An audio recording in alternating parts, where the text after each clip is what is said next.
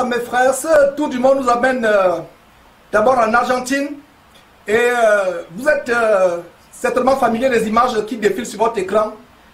Une semaine jour pour jour, samedi dernier, nous vous parlions de la mort qui a frappé ce proche du pape, ce Tony Palmer qui défile sur votre écran, qui est mort par accident de moto, quelques mois seulement après, je vais dire quelques semaines seulement après avoir promu cette abomination de la fin des temps qui est l'œcuménisme. C'était l'agent du pape pour promouvoir l'œcuménisme, le ralliement des évangéliques pentecôtistes protestants à la papauté, au Vatican, au catholicisme. Donc il a fait une mission aux États-Unis, il a rallié les pentecôtistes, les a harangués lors d'une réunion à laquelle participaient beaucoup d'évangélistes, et réunion qui était coordonnée par ce soi-disant pasteur Kenneth Copeland, franc-maçon de son état, 33e degré franc-maçon.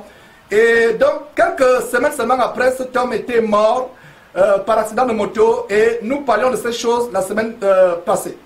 Et samedi passé, la semaine passée, plus précisément samedi passé. Donc, quelques jours après, la mort continuait à frapper l'entourage du pape, et c'était au tour maintenant des parents du pape en Argentine qui sont morts, trois parents du pape qui sont morts, la femme de son neveu, un Bergoglio, parce que le nom du pape c'est Jorge Bergoglio, donc un de ses neveux a été frappé par la mort. Sa femme est décédée lors d'un accident de voiture, vous pouvez la voir sur l'écran, avec le bébé qui est également décédé, et un autre enfant. Et la raison pour laquelle nous montrons ces choses, mes frères et sœurs, nous nous posons la question, est-ce une pure coïncidence ou est-ce un signe ou un avertissement adressé au pape? Et nous allons vous montrer vraiment des choses terribles, parce que voilà le pape qui, en l'espace de mois, est frappé, soit disons, je vais dire que son entourage, ses proches immédiats sont frappés de mort. Et il n'y a pas de coïncidence, vous pouvez voir sur votre écran les autorités argentines qui sont en train de lui adresser des condoléances, et le pape qui visiblement choqué par cette nouvelle. Mais il y a beaucoup de choses qui se cachent derrière, mes frères et sœurs, et nous allons dévoiler, mes frères et sœurs, ce qui se cache derrière ces choses. C'est vraiment terrible de montrer ces choses. Comme je vous le disais la dernière fois, la mort, mes frères et sœurs, d'un être humain, même notre ennemi, ce n'est pas la joie. Surtout quand nous savons que cet ennemi ou cette personne meurt sans connaître le Seigneur Jésus-Christ. Donc voilà quelques détails que nous allons vous montrer. Mais nous irons en profondeur. Ce n'est qu'une information. Et la raison pour laquelle vous pouvez peut-être vous poser la question, quel est le rapport qu'on peut établir entre la mort de ces personnes et le pape? D'ailleurs, le pape, comme je vous le disais, mes frères et sœurs, dans les émissions passées, est impliqué dans des abominations. Il ne s'en date pas d'aujourd'hui. L'église catholique, mes frères et sœurs, ce n'est pas une église, contrairement à ce que beaucoup de personnes pensent. Ce n'est qu'une abomination. Donc il y a un scandale qui a défrayé la chronique il y a quelques mois.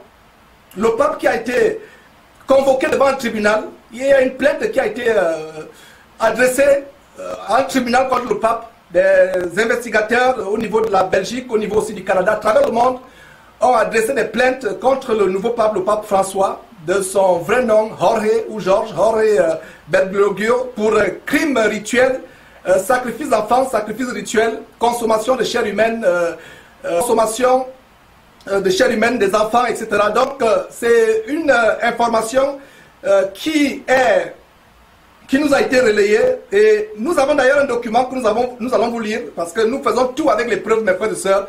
Nous avons un document du tribunal que nous allons vous partager, où le pape a été convoqué, et sans plus tarder, avant de revenir donc sur les dessous de cette affaire, où le pape a été mis en cause pour participation à un réseau mondial, un réseau international de trafic d'enfants, de sacrifices rituels sataniques, de consommation de chair humaine. Donc voilà, mes frères et sœurs, un article qui est assez intéressant.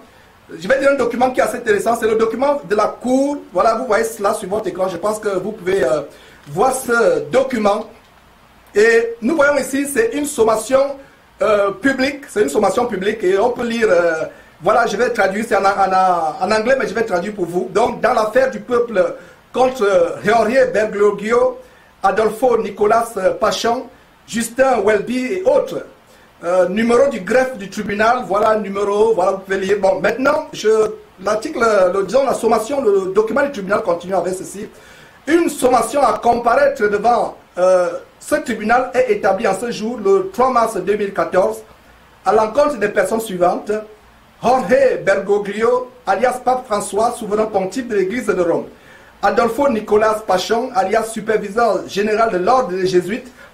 Justin Welby, alias archevêque de Canterbury, Église d'Angleterre. Que ces personnes, leurs agents et le monde prennent note de ce que les personnes nommées hommes de chair et de sang sont par ce document inculpés par le bureau du procureur des citoyens des crimes ci-après. Crime numéro 1, organisation, aide et complicité de viol sur enfants, torture et trafic d'enfants en tant qu'organisation criminelle et incitation et ordre donné à leurs agents de commettre les mêmes crimes. Crime numéro 2, violation des droits des nations et incitation de leurs agents à commettre des trahisons dans leurs nations respectives. Crime numéro 3, complicité criminelle dans la mort, le viol, la torture et le génocide d'un nombre indéterminé d'enfants.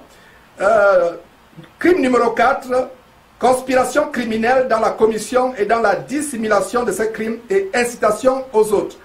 Ces accusés en tant que personnes de chair et de sang sont sommés par ce document à comparaître en tant que des défendeurs principaux à une action en justice qui statuera et adjugera sur les responsabilités de ces crimes dont l'ouverture et l'audition sont fixées le 31 mars 2014 à Bruxelles. Avis est donné à ces défenseurs ou à leurs représentants légaux de comparaître à cette audience ou de donner une raison valable dans un délai de 10 jours. Pourquoi ils ne peuvent pas ou ne veulent pas comparaître. Les défendeurs sont aussi avisés que leur défaut de répondre ou de contrecarrer les chefs d'accusation sera interprété par la Cour comme une admission tacite de leur culpabilité et constituera un plaidoyer de nolo contendere ou alors une déclaration de non-contestation et sera inséré dans le greffe du tribunal en tant que tel. Cette sommation publique est établie par le bureau du magistrat président de la section criminelle de la Cour en ce 3e jour du mois de mars 2014 de la ville de Bruxelles. Donc voilà mes frères, vraiment des informations choquantes que vous voyez et nous rendons grâce à Dieu parce que le Seigneur Jésus-Christ a dit rien de ce qui se passe dans les ténèbres ne restera ténébreux, ne restera dans la dissimulation, dans les cachettes. Tout sera révélé, tout ce qui se passe dans les lieux secrets sera révélé et nous rendons grâce à Dieu pour cela. Donc voilà mes frères et sœurs, une abomination vraiment pas possible, une abomination abominablement abominable comme vraiment je le dis souvent parce qu'il n'y a pas de mots pour qualifier comment cet homme que beaucoup de personnes prennent comme le représentant de Dieu sur terre, ce qui est d'ailleurs une abomination, cet homme qui est impliqué dans des crimes rituels, sacrifice d'enfants, trafic d'enfants, et d'ailleurs il y a eu des documents tels que des fossés qui ont été creusés où des corps, des masses et des masses d'enfants ont été exhumés. Et on estime le nombre à 50 000. Et d'ailleurs, la reine d'Angleterre a été impliquée. Beaucoup de personnes ont été impliquées à travers le monde. Tout un réseau de criminels, même le prédécesseur de ce pape, le pape, je crois, Benoît, ont été impliqués dans ces choses. Donc, mes frères et sœurs, nous montrons ces choses afin d'avertir le peuple de Dieu. Et pour ceux qui sont encore catholiques, de comprendre que Dieu n'est pas dans cette abomination. C'est l'occasion pour vous de rechercher véritablement le Seigneur Jésus-Christ, de sortir de ces abominations, parce que Dieu n'y est pas. Dieu n'y est pas. Et d'ailleurs, je vais vous montrer quelques documents, et c'est là pour attester vraiment, frères et sœurs, que nous venons ici avec des preuves. Donc voilà quelques sites où vous pouvez approfondir vos recherches. D'ailleurs, nous reviendrons là-dessus. On fera des émissions. On a préparé d'ailleurs, depuis 3 mois, nous sommes en train de préparer une émission sur le nouveau pape où nous allons exposer à fond en comble les abominations qui sont non seulement derrière ce pape, son prédécesseur et tous les papes et tout le système antichrist, le système babylonien du Vatican. Donc vous voyez ici en anglais les sites où cette histoire défait la chronique et c'est dommage que les médias n'en parlent pas. Quand il dit les médias normaux, les médias courants, que vous et moi peut-être regardons, n'en parlent pas, la radio n'en parle pas, la presse normale n'en parle pas. Mais voilà un document que nous avons déniché, cette requête, ce document du tribunal où le pape est mentionné, on vous a montré cela.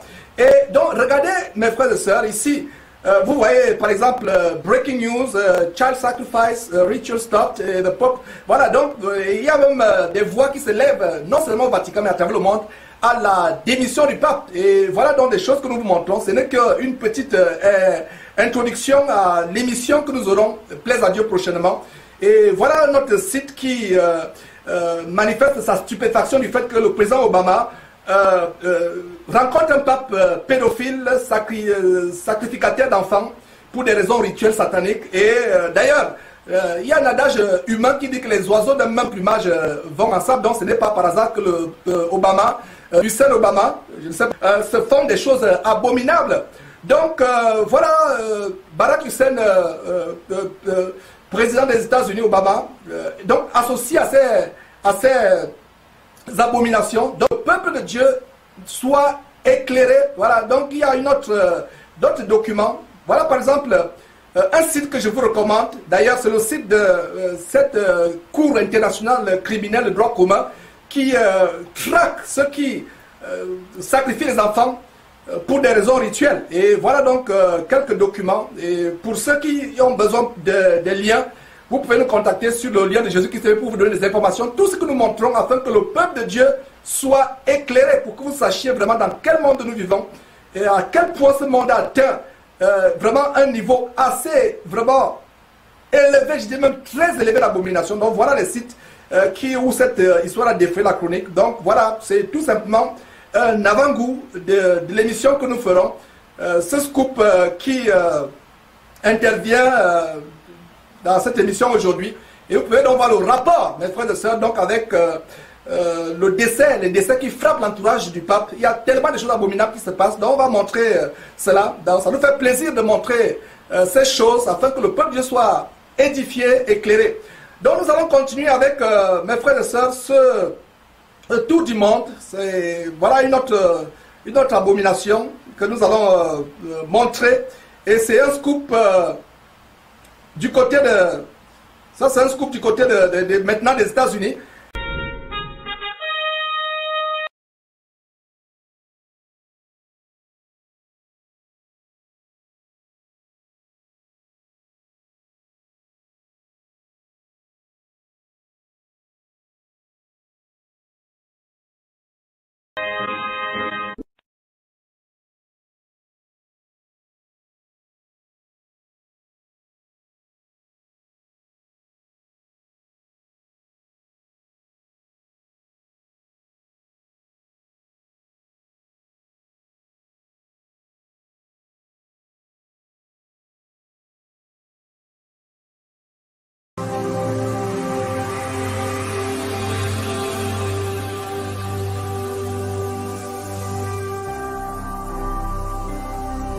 Jésus-Christ TV, vous connaîtrez la vérité et la vérité